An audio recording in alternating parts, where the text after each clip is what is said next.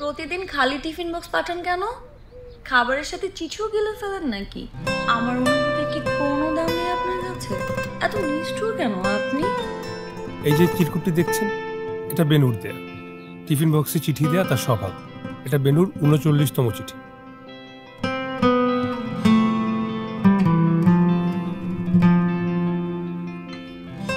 গত ৬ মাস ধরে আমার বাবা লতিফ মাস্টার অর্ধমৃত অবস্থায় বিছানায় দিন কাটাচ্ছে। আর প্রতিদিন অফিসে যাওয়ার আগে আমি নিয়ম করে আমার বাবার রুমে লুকিয়ে বাবাকে দেখতে চাই। এই সময় বাবা অদ্ভুত সব কাণ্ড করেন।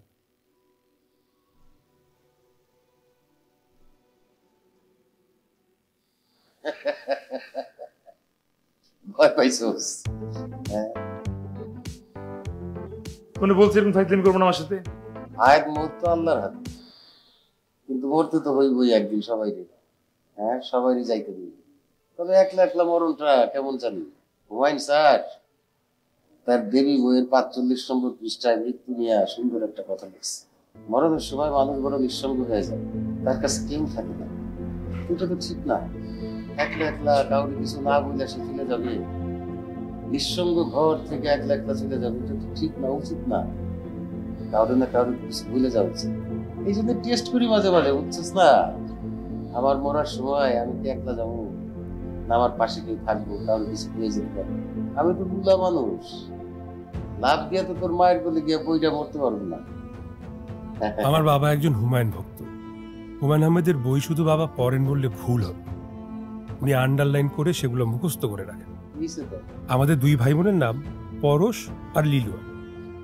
চুরি ডাকাতি করছ নাকি? হুমায়ুন আহমেদের বিখ্যাত 2টা বই থেকে নেয়া। মনে হইতেছে গণপিটুনি খাইছস? না, ওই যে শ্যামলের বাইক অ্যাক্সিডেন্ট হয়েছিল, কাদায় পড়ে গেছিল, এমন কিছু না, ঠিক হয়ে যাবে, ছিলে গেছে। বাবার শেষ জীবন এত বেদনার হবে কে জানত। বাবার ক্যাথেটার থেকে প্রস্রাব ফেলা এখন আমার দৈনিক কাজের একটা।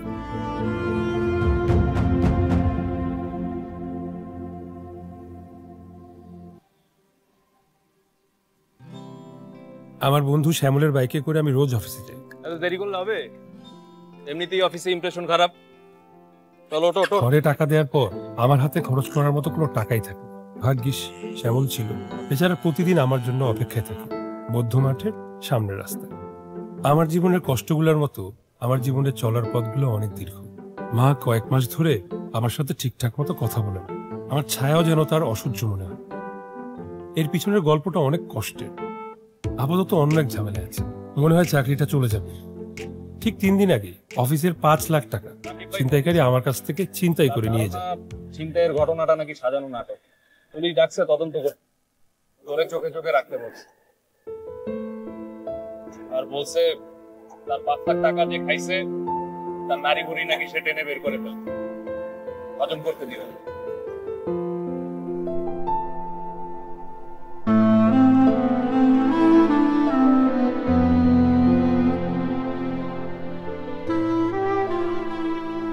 কাউকেই তো চেনা যাচ্ছে না। পরশ, দেখো তো ভাই এই পোলাটারে চিনতে পারো কিনা।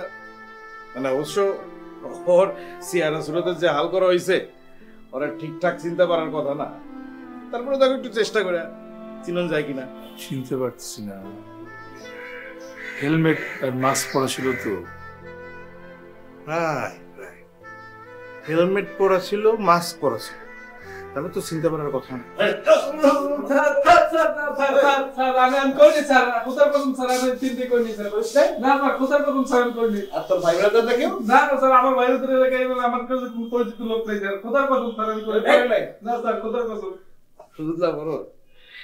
এই এলাকায় কেউ চিন্তাই তো দূরে থাক, পানির পিক ফেলাইতে গেলেও এই জামাল হোসেনের কাছে মানে কনসার্ন না হয়, মানে আমার ইনফর্ম না করে করবে না, বুঝছো না?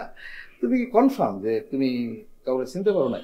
না, একটু সহজ করে বললে হবে কি, যে চিন্তাই যে করছে, মানে চিন্তায় যে নাটকটা যে সাজাইছে, সে তোমারই কাছের কেউ, পরিচিত, যে জানে কোন সময় কখন কি উদ্দেশ্যে তুমি এই রাস্তা দিয়ে যাবা। ঠিক কিনা শ্যামল সাহেব? হ্যাঁ, হতে পারে, হতে পারে কেউ ইনফরমেশন দিয়েছে। রাইট, ইনফরমেশন পাস করেছে এবং সে এই অফিসেরই কেউ। ঠিক বুঝলাম না। আপনি কি সামহাউ আমাকে সন্দেহ করছেন? বেকুব নাকি মিয়া, বোকার মতো বলো। আপনি ছাড়া কি আমি কি অফিসে চাকরি করব না নাকি? আহা, যা হয়েছে বাদ দাও তো বন্ধু। বড় সাহেব, ইনভেস্টিগেশন চলাকালীন আপনাকে আর কষ্ট করে অফিসে আসতে হবে না। আপনি বরং বাসায় গিয়ে রেস্ট নেন। আপনাকে সাময়িক স্থগিত করা হলো।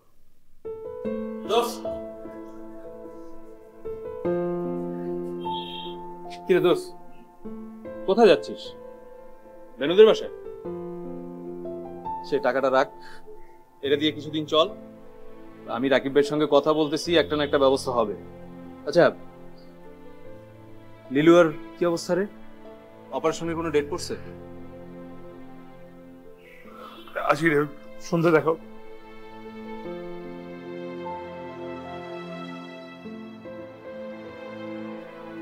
ও স্যার, স্যার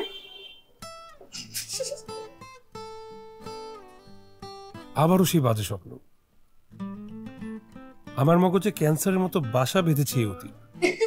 এই যে খিলখিল করে হাসছে মেয়েটা, ও কলি, বেনুর ছোট বোন। চাকরির পাশাপাশি কলিকে পড়িয়ে আমার হাত খরচ চলে। সরি, শরীরটা আমার একটু খারাপ তো। কথায় কথায় মিথ্যা বলা আর হাসি টুপ করে গিলে ফেলা কলির এক আশ্চর্য ক্ষমতা। বেনু কোথায়? শুনে একটু কথা ছিল আমার। মা বলেছে বেনু আপাকে আপনার সাথে ঘন ঘন মেলামেশা না করতে। আপনার নাকি মতলব ভালো না, আপনার প্রেমে টেমে পড়ে যেতে পারে।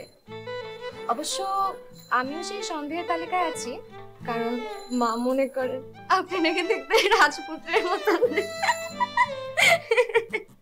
বেনু ভার্সিটিতে পড়ার সময় ওর সাথে আমার পরিচয় হয়। 2 বছরের জুনিয়র ছিল। সেই ভার্সিটি থেকেই বেনু টিফিন বক্সে খাবার দেয় আর সাথে একটা চিরকুট।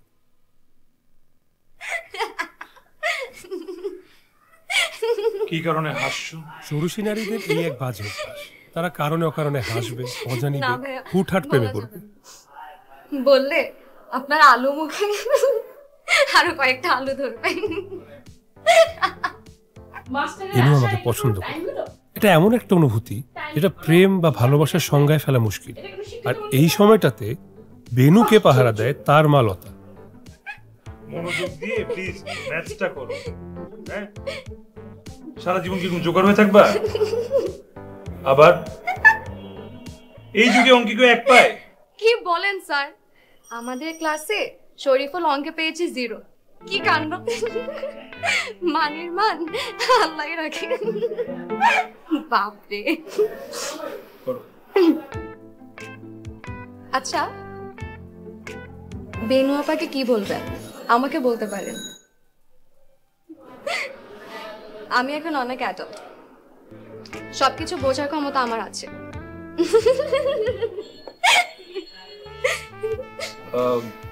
তোমার কাছে কি হুমায়ুন আহমেদের দেবী বইটা আছে? জি আছে।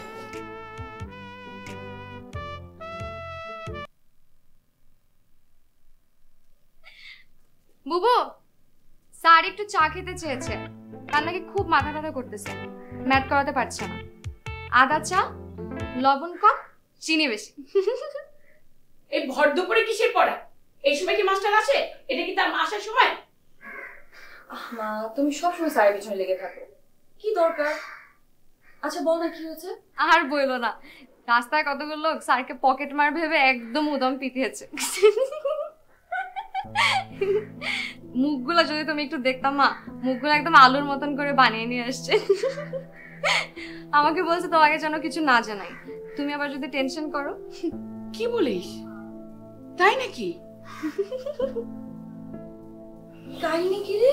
কাহিনী আর কিছু না, তুই যদি কিছু বলার থাকে তাহলে বলতে পারিস, কোনো মেসেজ থাকলেও দিতে পারিস। মেসেজ দিব মানে? আমার মনে হচ্ছে মাথার যে 2-1টা তার ছিল স্যারের তাও গেছে। আমার কাছে একটু আগে বলতেছে, তোমার কাছে যদি দেবী বইটা থাকে হুমায়ুন আহমেদের, তাহলে একটু নিয়ে এসো তো।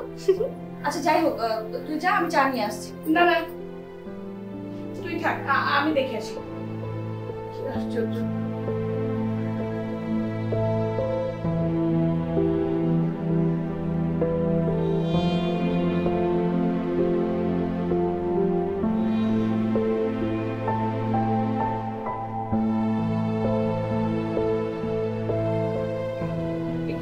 বাবা, সরি। তোমার চেহারা দেখে কি কোনোভাবে পকেট মারার মতো লাগে? কতদিন আমাকে কেউ এভাবে স্নেহ করে না। মানুষের আসলে কোনো আক্কেল জ্ঞান নাই। বেনুর মায়ের এই স্নেহ আমাকে শান্ত করলো।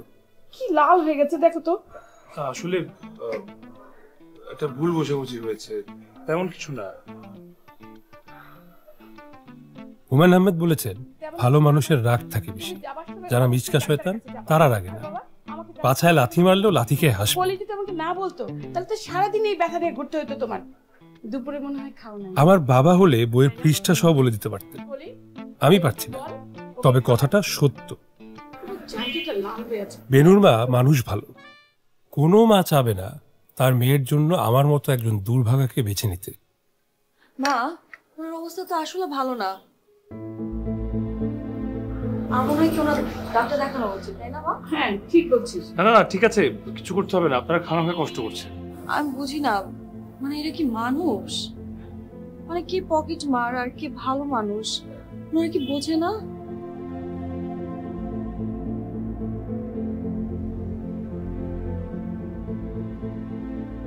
আপনাকে এই অবস্থায় দেখবো কখনো ভাবিনি, ভীষণ খারাপ লাগছে।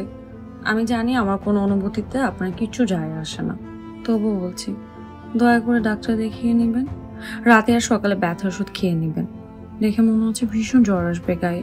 প্লিজ অযত্ন করবেন না। ইদানিং মা খুব সন্দেহ করছে আমার খালাতো ভাই রায়হানের সাথে বিয়ের কথা তোড়জোড় ভাবে চলছে। প্রতিদিন বেহার মতো বাড়ির সামনে এসে আমাকে পাহারা দেয়। আশ্চর্য, কথাগুলো আমি আপনাকে কেন বলছি? আমার কোনো অনুভূতি কি আপনাকে নাড়া দেয়? আমার বিয়ে হলেই কি?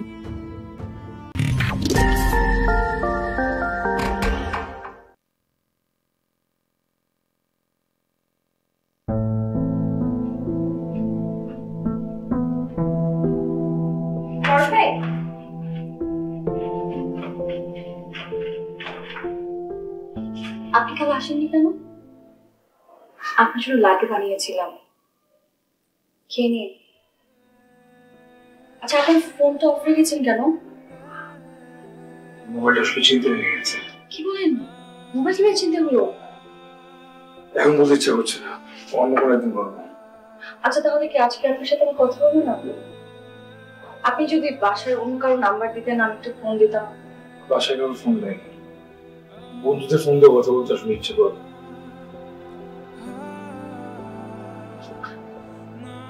শুধু আমার মনে হয়েছে বলতে পেরেছি।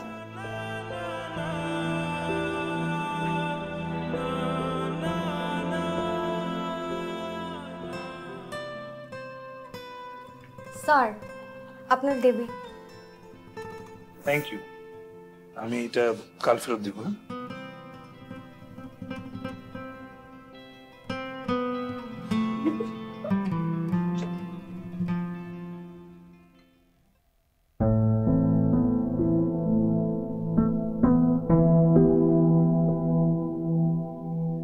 আমি জানি বেনু প্রতিদিন আমাকে দেখার জন্য বারান্দায় এসে দাঁড়ায়, কিন্তু আমি বেনুর চোখে আমাকে শেষবার দেখার অপেক্ষাটা দেখতে চাই না। প্রকৃতি অদ্ভুত এক জটিলতা বাঁধিয়ে রেখেছে, যে যেটা চায় সে সেটা পায় না। আসসালামু আলাইকুম। ওয়ালাইকুম আসসালাম।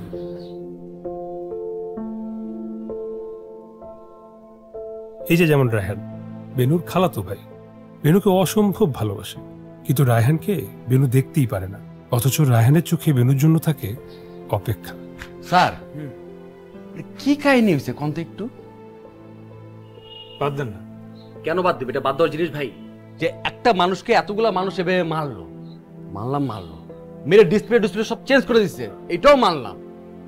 কিন্তু এতগুলো মানুষের মধ্যে একটা মানুষের কি বিবেক থাকা উচিত ছিল না? যে একটা মানুষের চেহারা দেখে তো বোঝা উচিত যে কে পকেট মার, কে ভদ্র মানুষ। ইস ভাই, আমার খুব খারাপ লাগছে জানেন। মানে এত সুন্দর একটা মনিটর এটা কিভাবে নষ্ট করলো মানুষ? আপনাকে কে বললো যে আমি পকেট মার হিসেবে মার খেয়েছি? আমাদের বিবিসি কলি। ও তো প্রথমে আমাকে শিরোনাম বলছে, যখন আমি জানতে চাইলাম তখন আমাকে বিস্তারিত বলছে। অনেক মারছেন না স্যার? আমি মানে এটা নিতে পারতেছি না ভাই, জানেন এত খারাপ লাগতেছে।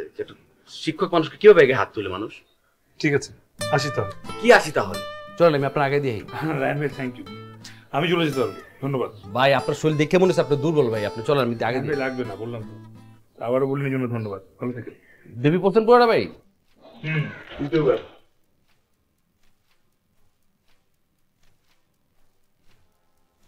নীলুয়ার জন্য লাড্ডু বানিয়েছিলাম, ওকে লাড্ডু দিবেন। আমার ধারণা ওর খুব ভালো লাগবে। লাড্ডু লুকিয়ে রাখতে হয়েছে, তাই খুব বেশি দিতে পারলাম না। কাল সকাল 11টায় আমি যেটিতে অপেক্ষা করব। নীল শাড়ি পরবো ভাবছি, অনেকদিন শাড়ি পরে ঘোরা হয় না। আপনার সাথে কিছুক্ষণ ঘুরবো। যদিও আমার অনুভূতি আপনাকে নাড়া দেয় না, তবুও বলছি আসবেন প্লিজ। আর শুনুন, হিমু হবার ব্যর্থ চেষ্টা করবেন, কারণ হিমুরা পাঠ্য বইতে বেশি সুন্দর, বাস্তবে জঘন্য। আর আমিও রূপা নই, আমি কারোর জন্য পচে থাকি না। অনেক কষ্টে মাকে নোট আমার কথা বলে বের হচ্ছি, তাই আমাকে কষ্ট দিবেন না। আর দিলেও অসুবিধা নেই, আমার কোন অনুভূতি কি আপনাকে নাড়া দেয়? ইতি বেনু।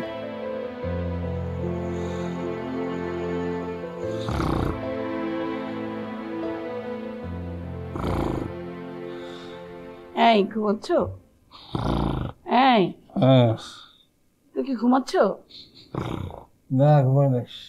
এই শোনো, আমার ধারণা তোমার দুই মেয়ে ওই পরশ স্যারের প্রেমে হাবুডুবু খাচ্ছে। আর বয়সটাই তো এখন এরকম, গোলগাপ্পা কোনো ছেলে দেখলেই প্রেমে পড়ে যায়। আর মাস্টারের প্রেমে পড়া এখন একটা ফ্যাশন হয়ে গেছে। তুমি সবকিছু তো অতিরিক্ত চিন্তা করো, যা হওয়ার হবে। তোমার আমার চিন্তায় কিছু আসবে যাবে না। তুমিও তো আমার প্রেমে হাবুডুবু খাইছো, তারপর ভাইকে আসছো। তুমি কেন এখন প্রেমের বিরোধিতা করতেছো লতা?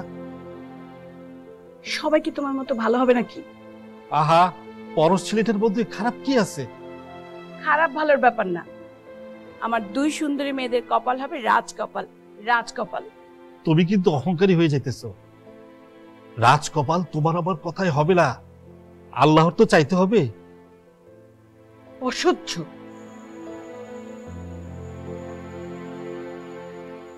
এই এই তোমার নিয়তটা ভালো রাখতে পারো না? আজীবন তোমার এই দরিদ্র চিন্তার জন্য অভাব আমার পিছু হাঁটে নাই, বুঝছো? কথা শেষ হয় নাই, আগে নাক ডাকতে শুরু করেছো। এই নাক ডাকা ছাড়া আর কি পারো বলো তো? পারে খালি নাক ডাকতে, বিরক্তিকর।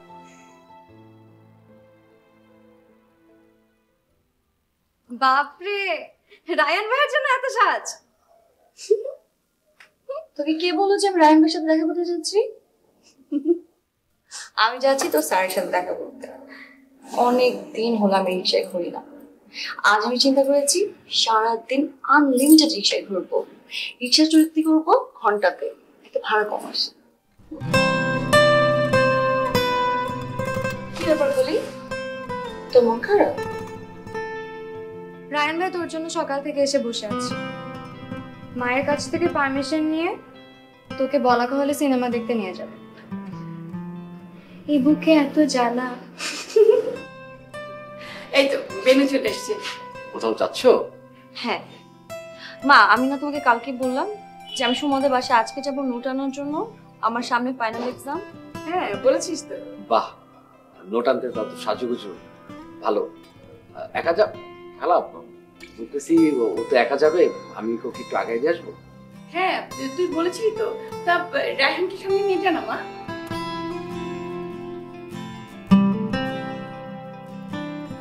রায়হান ভাই, আপনাকে একটা কথা বল। আপনাকে বিয়ে করার বিন্দু মাত্র ইচ্ছা আগ্রহ কোনোটাই আমার নেই। আমাকে বিয়ে করার যে ইচ্ছা এবং আগ্রহটা আছে না আপনার, সেটা আপনার মাথা থেকে আপনি ঝেড়ে ফেলুন, এখনো সময় আছে। আর আমি না আপনার সাহস দেখে অবাক হয়ে যাচ্ছি। আপনি কোন সাহসে আমার বাসায় সিনেমার টিকিট নিয়ে এসেছেন?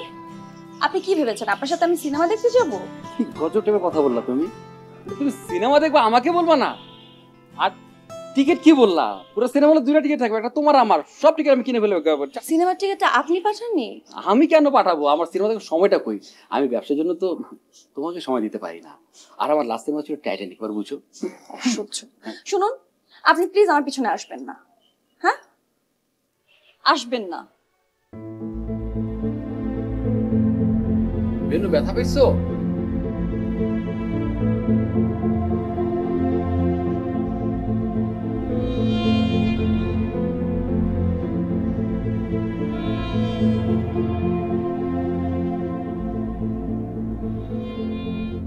পরশ ভাই, আমার হাতটাকে একটু ধরা যায়?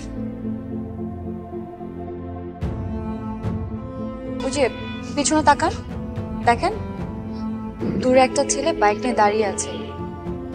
হ্যাঁ আরে রায়হান ভাই, আপনি ওখানে দাঁড়িয়ে আছেন কেন? আমাকে ডাকবো? কি বলছেন? আপনি পাগল হয়ে গেছেন নাকি? উনি আমার খালাতো ভাই, আমাকে পাহাড়ে রাখছে। হ্যাঁ তা তো রাখবি। যার সঙ্গে বিয়ে ঠিক হয়েছে তার সঙ্গে না বসে ছোট বোনের টিচারের সঙ্গে বসে আছে। আর মনে হয় তাকে ডাকা উচিত।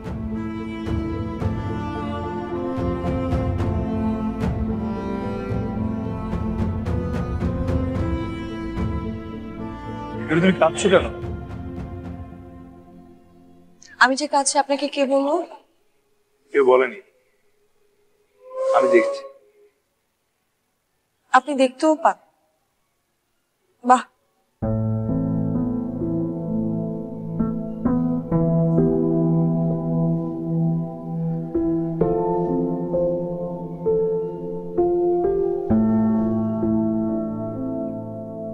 মেনু, তোমার এই হাত দুটো আমার অনেক পছন্দ। এই যে হাতের মধ্যে ছুরিতে ছোট ছোট কাটাকুটি দাগ, তরকারির হলুদে কালচে হয়ে যাওয়া নখগুলো, আগুনের তাপে পুড়ে যাওয়া কুচকে যাওয়া চামড়ার কালো দাগ, এগুলো আমার খুব ভালো লাগে। এই হাত দুটোতে অনেক আলো। তবে সবকিছুই গল্প হিসেবে থেকে যাবে আমার কাছে। কিছু গল্পের পূর্ণতা দরকার নেই। গল্পের নায়ক নায়িকারা এতটাই বেমানান যে তাদের মিল হওয়ার প্রয়োজন। তুমি কখনো রায়হান ভাইয়ের চোখের দিকে তাকিয়েছো? আপনি কথাটা কেন বললেন? আমি কার চোখের দিকে তাকাবো আর কার চোখের দিকে তাকাবো না সেটা আমার বিষয়। আপনি কেন বললেন? আপনি বলার কে? আমি তোমার কেউ না।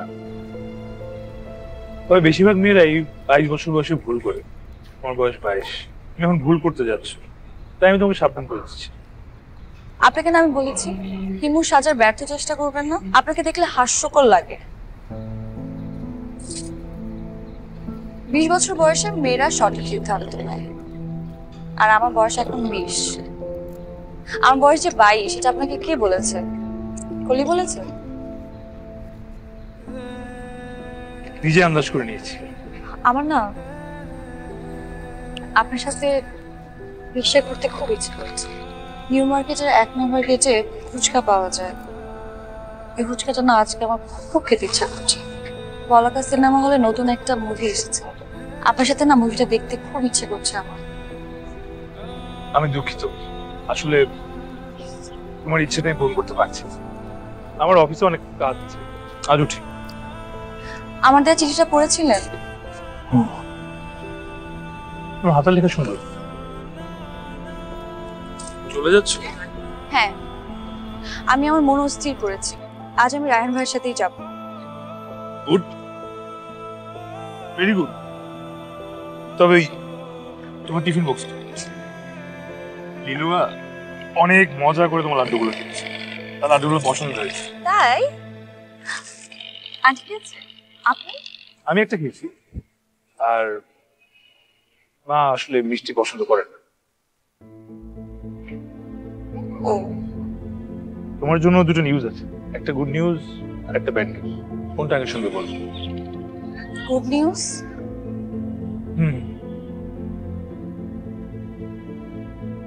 না থাক, আগে ব্যাড নিউজটি বল। ব্যাড নিউজটা হচ্ছে আমি আগামীকাল থেকে কলিকে পড়াতে আসতে পারবো না, তুমি একটু কলিকে জানিয়ে দিও।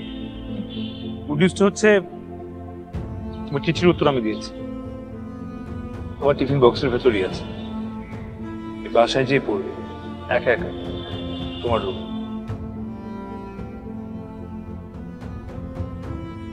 আসে। আচ্ছা শুনুন, আপনার জন্য একটা গিফট এনেছি, ধরেন। এটা কি? খুলে দেখেন।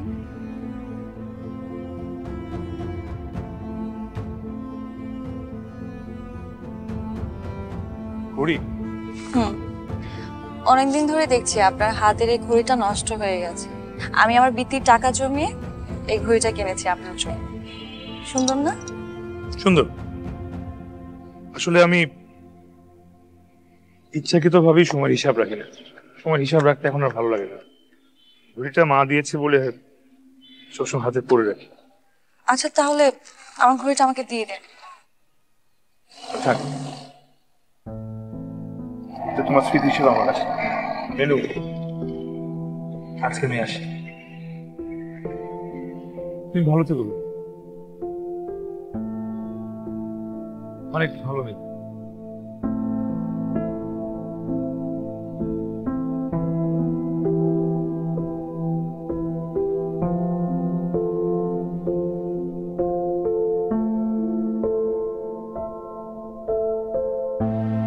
কেমন আছেন রেহান ভাই? আরে স্যার, কি অবস্থা? ভালো আছেন আপনি? হঠাৎ করে প্রমোশন হয়ে গেল, তাই বেনুকে ডাকলাম।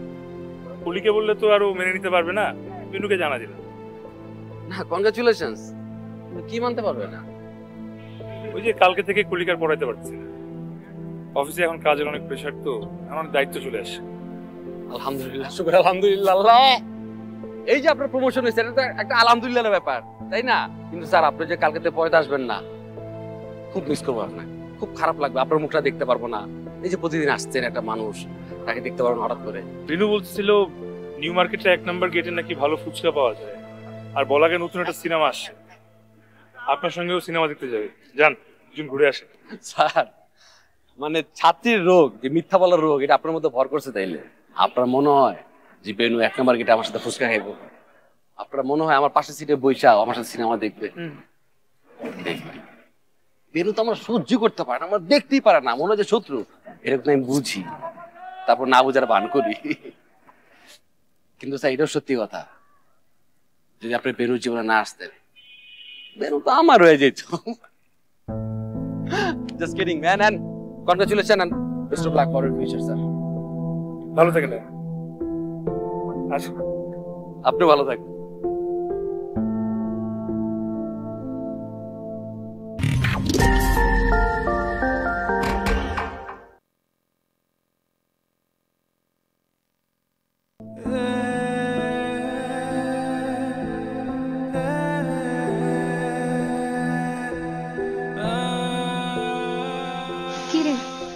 সিনেমা দেখা শেষ?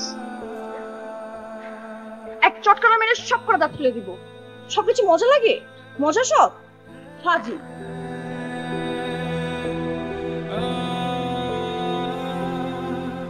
রাকিব ভাই তো কিছুতেই বলতেছে না। আমি তোর কথা এত করে বুঝাইলাম যে ওর পরিস্থিতি ভালো না ভাই, তার একটাই কথা, তদন্ত শেষ না হওয়া পর্যন্ত নাকি কিছুই করতে পারবে না।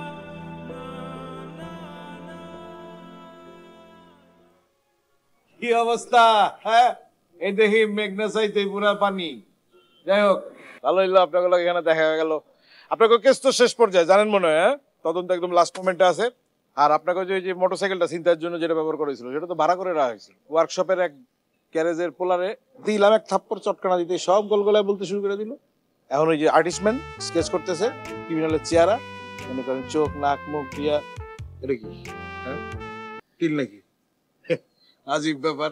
আমি আউনের সময় দেখে আসলাম ওই আর্টিস্টম্যান যে স্কেচ থাকতেছে, ওই ক্রিমিনালটার এই জায়গা মতো একদম সেম জায়গাতেই একটা তিল আঁকা আছে।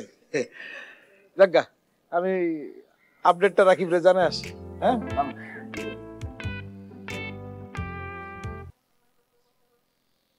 আর আসলে তো কি ভয়ানক ব্যাপার।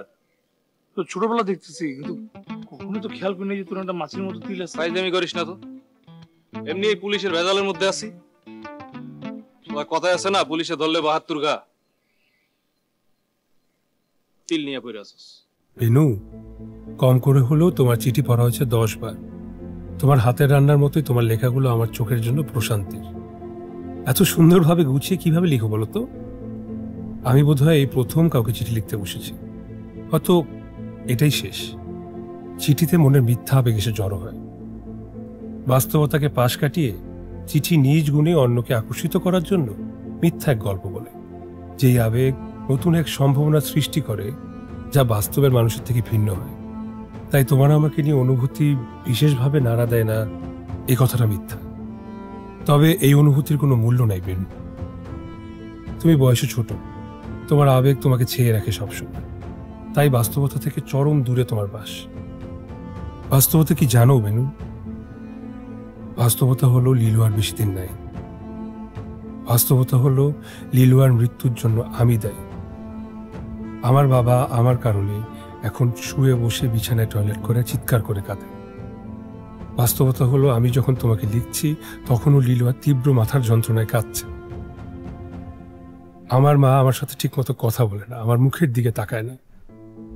কিন্তু কি জানো বেনু, বাস্তবতা আরো কঠিন। 5 লাখ টাকা ছিনতাইয়ের অভিযোগে উল্টো আমার চাকরিটাই আর নাই। আমার এই বাস্তব পৃথিবীতে তোমাকে ঘিরে জন্মানো এই আবেগের কোনো মূল্য নেই। প্রতিনিয়ত নিজের সাথে যুদ্ধ করে বেঁচে আছি আমি বেনু। যুদ্ধটা একা আমার এই কষ্টের জীবনে আমি তোমাকে জড়াতে চাই না। রায়হান ভাই ভালো মানুষ, তুমি তাকে বিয়ে করলেই বরং ভালো থাকবে। আমার খোঁজ করবে না আর প্লিজ। পিপিলিকাকে আগুন টানে আর মানুষকে টানে কষ্ট। কষ্টবিলাস সবার জন্য না। তুমি ভালো মেয়ে বেনু, তোমার জন্য হবে সুখ বিলাস। সুখের মাঝে হাসি মুখে জীবন কাটাও, এই দোয়াই করি।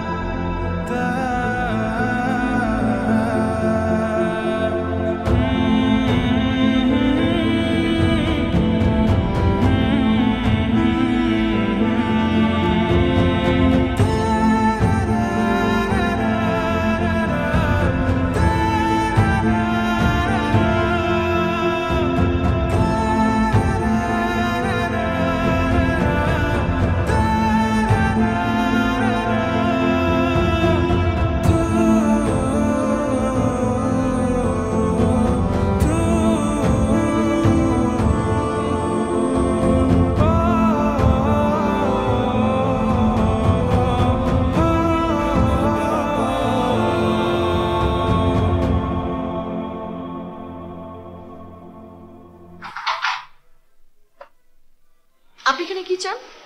দেখেন, আমি আপনাকে বিয়ে করতে চেয়েছি বলে আপনি এটা ভাববেন না যে আপনি আমাকে জয় করে ফেলেছেন। আমি কোনোদিন আপনাকে ভালোবাসতে পারবো না। আপনি প্লিজ এখান থেকে চলে যান। বেনু, একতরফা ভালোবাসা যে কতটা পেইনফুল সেটা আমাকে কেউ ভালো বুঝবে না। তোমার মাথার ওই ক্লিপ না,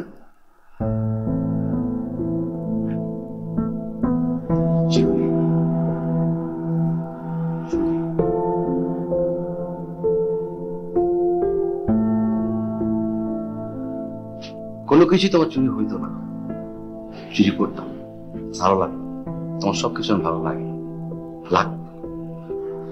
আমি জানি বেনু, আমি জানি আমি তোমাকে পারবো না, সেও আশাও আমি করতাম না, চেষ্টা করতাম, কিন্তু আমি কেউ ভালোবাসো না সেটাও জানতাম।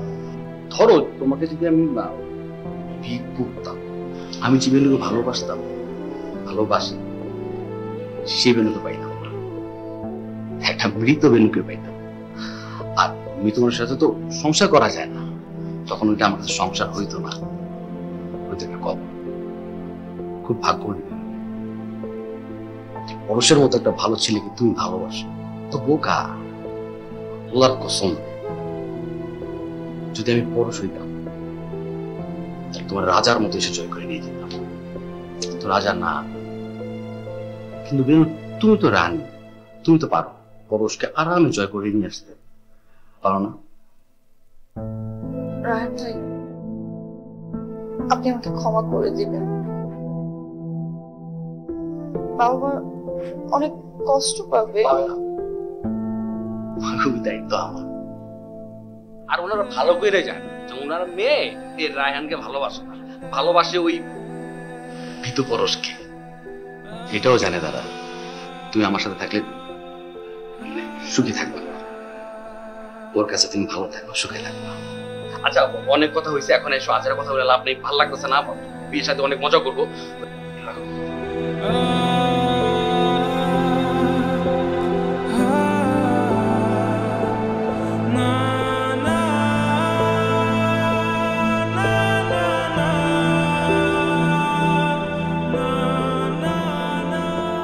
কে? এত রাত্রে আবার কে আসলো? আসসালামু আলাইকুম। ওয়ালাইকুম আসসালাম। আন্টি এটা কি পরস্তারের বাসা? পরশ স্যার না, পরশদের বাসা এটা। ও আচ্ছা। তোমরা কারা? ও বেনু। এই সালাম করে কেন? এই এই মেয়ে বেনু পালিয়ে আসছে গায়লদের আসর থেকে, পরশকে ভালোবাসে, পরশকে বিয়ে করবে।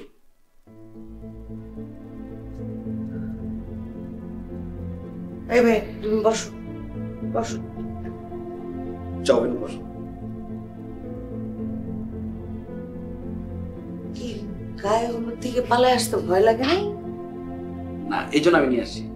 আন্টি তাহলে এখন যাই, আমার তুমি কোথায় যাও? বাসায় যেতে হবে, আমাকে ম্যানেজ করতে হবে সবকিছু। কি ম্যানেজ করতে হবে? ওর মা বাবা মানে আমার খালা খালুকে ম্যানেজ করতে হবে, বিয়ের আয়োজন করতে হবে, পরশকে ওকে একসাথে নিয়ে যেতে হবে। বিয়ের আয়োজন? ওইখানে কার বিয়ে হবে? আপনার ছেলে আর এই যে আপনার ছেলের বউ। আমি আসি তাহলে আন্টি। হ্যাঁ, আসসালামু আলাইকুম। বেনু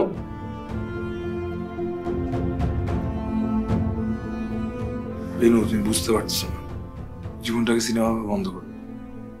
যাও তোমার বাসায় ফিরে যাও। আমি তো এখানে আপনার ইচ্ছাতে আসিনি, আমার নিজের ইচ্ছাতে এসেছি। আমার যখন মনে হবে আমি তখন নিজ ইচ্ছে এখান থেকে চলে যাবো। বাস্তবতা কি বোঝো তুমি? কেন বুঝবো না? আমরা বাস্তবে বাস করি, পৃথিবীটা বাস্তব। আমি জানি আপনার বাস্তবতা অনেক কঠিন, কিন্তু আপনি কি একবার আমার বাস্তবতা বুঝতে চেয়েছেন? আপনাকে ছাড়া অন্য কাউকে আমার জীবনে মেনে নেওয়াটা আমার জন্য কতটা অবাস্তব। আপনাকে ছাড়া থাকতে আমার কষ্ট হতো। এখন না হয় দুজনে একসাথে থেকে কষ্টটা ভাগ করে নিই। মা শোনো, আমার ছেলে পরশ এইসব ভালোবাসার মর্যাদা বুঝে না। তুমি চলে আসো আমার কাছে। আমি যতদিন বাইচে আছি আমি পরশের মা, তোমার কোনো কষ্ট দিব না। পরশের মা সব ভালোবাসাই বুঝে। আসো তুমি আমার কাছে চলে আসো।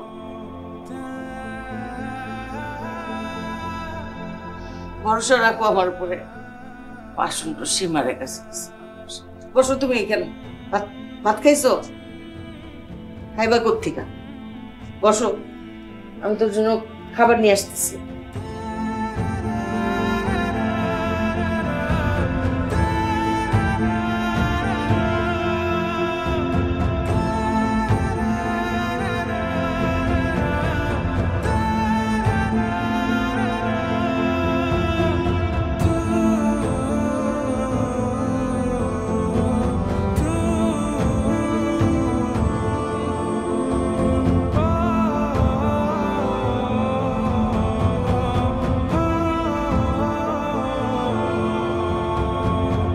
তোমার মতো আমারও একটা মেয়ে আছে, শুধু পার্থক্য তুমি সুস্থ আর আমার মেয়েটা অসুস্থ।